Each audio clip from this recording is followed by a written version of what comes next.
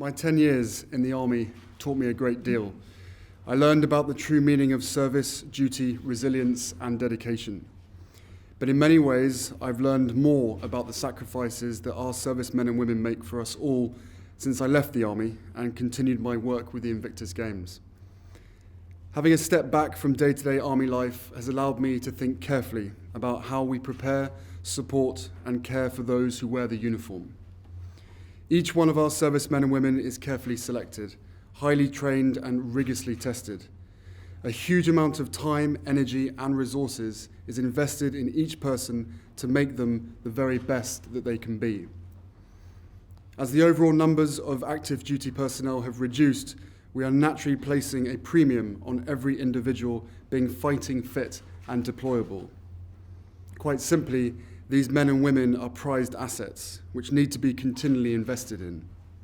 We surely have to think of them as high-performance athletes carrying all their kit, equipment, and a rifle.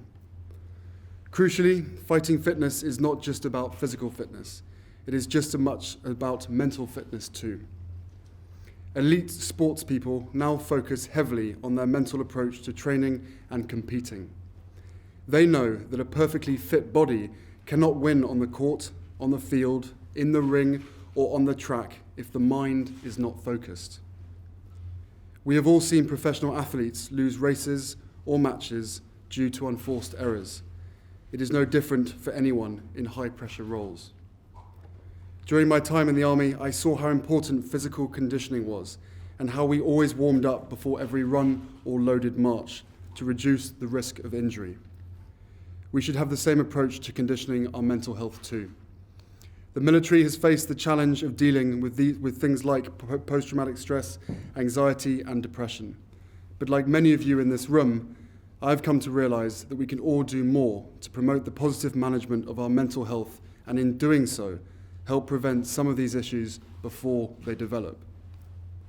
This is what the partnership between the MOD and the Royal Foundation is all about, placing mental fitness and mental health at the heart of the training and support provided to the entire defence community. The Royal Foundation has built up strong relationships in this space through our work with the Invictus Games, Contact, the Endeavour Fund, and Heads Together. I'm delighted that we are now going to make the most of what we have learned, and working with the MOD fundamentally change the conversation on mental health inside the military. This isn't just about what to do when one of our friends isn't themselves. It's about what we do to help each other stay mentally and emotionally sharp, getting that extra 20 or possibly 30% more of performance. That can make all the difference. This isn't just about the support we must provide for veterans with mental health challenges.